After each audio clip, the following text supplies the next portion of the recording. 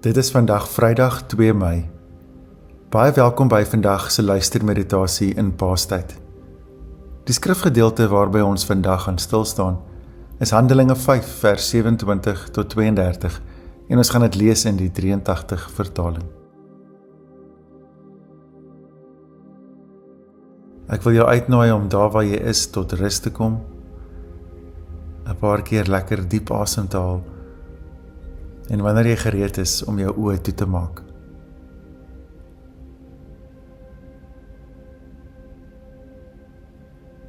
Draai jouself na die lig en beleef hoe God soos 'n vriend langs jou kom staan.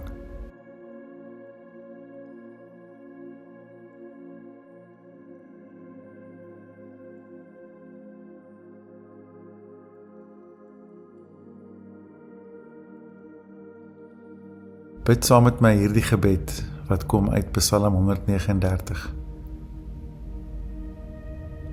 Here, ek sou die duisternis kon vra om my weg te steek, of die lig rondom my om 'n nag te verander, maar vir U is selfs die duisternis nie donker nie, en die nag so lig soos die dag, duisternis so goed soos lig. U het my gevorm, my aan mekaar geweef in die skoot van my moeder. Ek wil U loof, want U het my op 'n wonderbaarlike wyse geskep. Wat U gedoen het, vervul my met verwondering. Hier is ek, Here. Ek luister.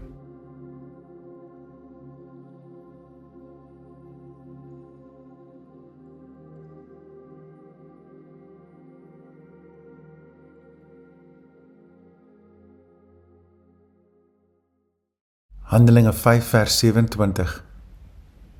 Hulle het die apostels voor die raad gebring, en die hoëpriester sê toe vir hulle: Het ons julle nie uitdruklik belet om die mense in hierdie naam te leer nie, die naam van Jesus, en nou lê die hele Jerusalem vol van julle leer. Boonop wil julle ons ook nog verantwoordelik hou vir hierdie man se dood.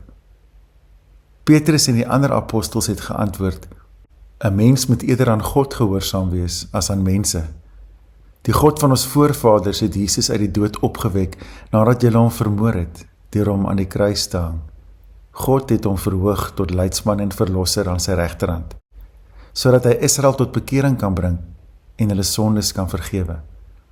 En ons is getuies hiervan, ons en die Heilige Gees, wat deur God gegee is aan die wat aan hom gehoorsaam is.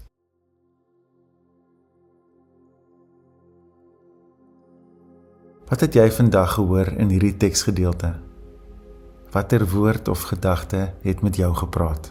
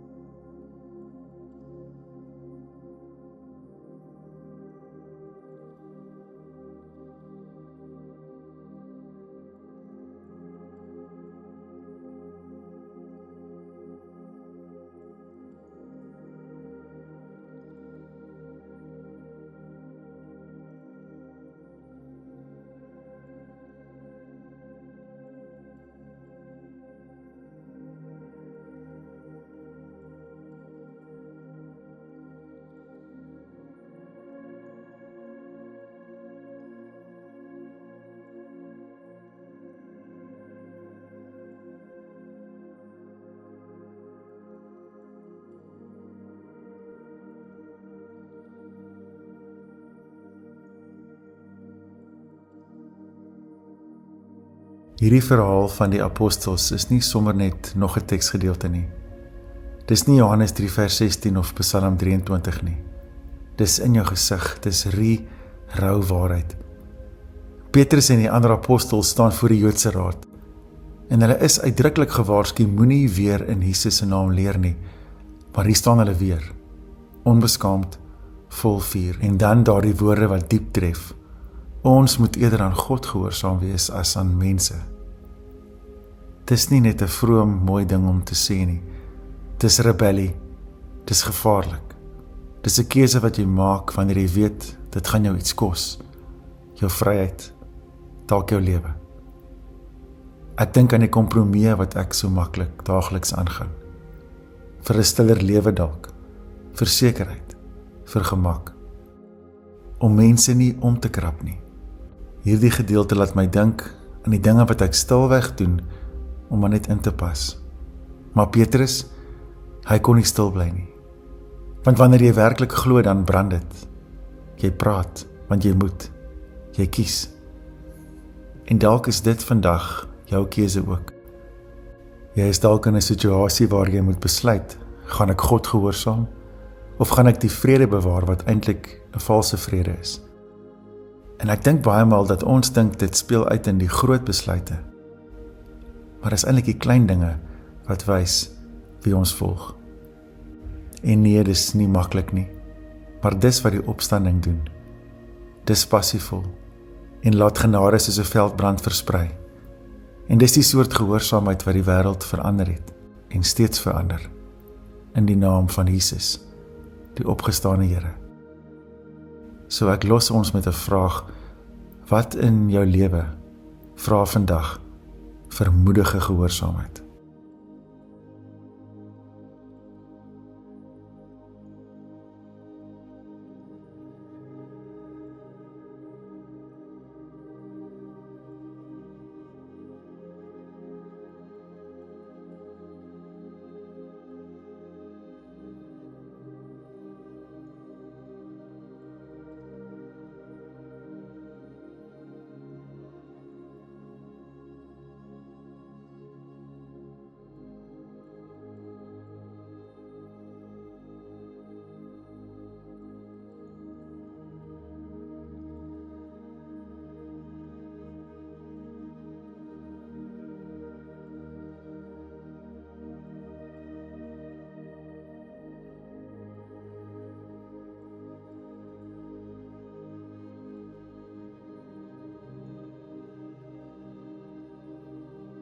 Hierdie gedeelte vra ek vir my na watter stem ek luister.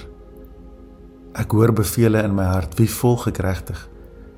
Maak nie saak watter eed jy afgelê het nie. Wie se stem is die een wat jou lewe rig?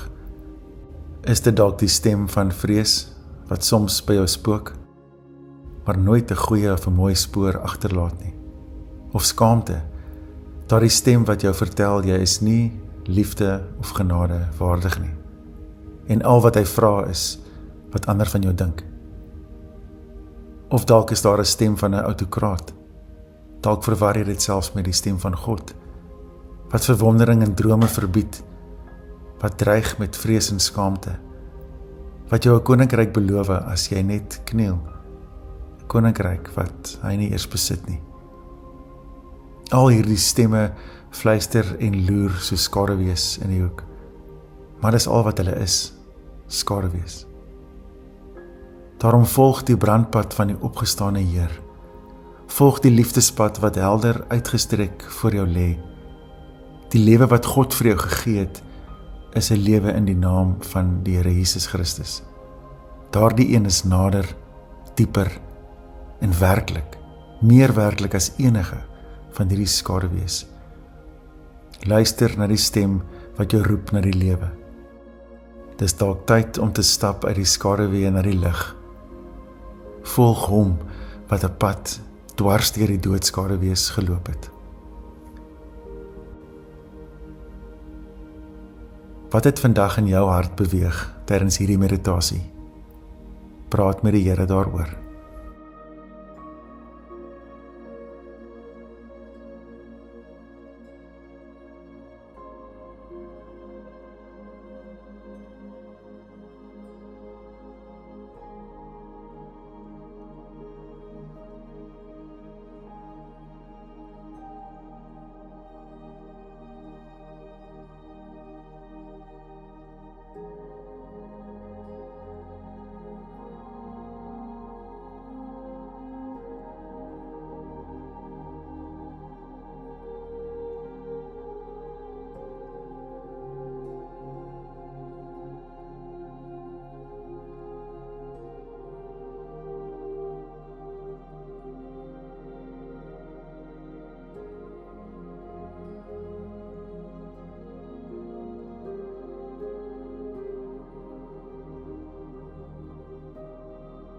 Opgestane Christus, ek kan U nie altyd voel nie.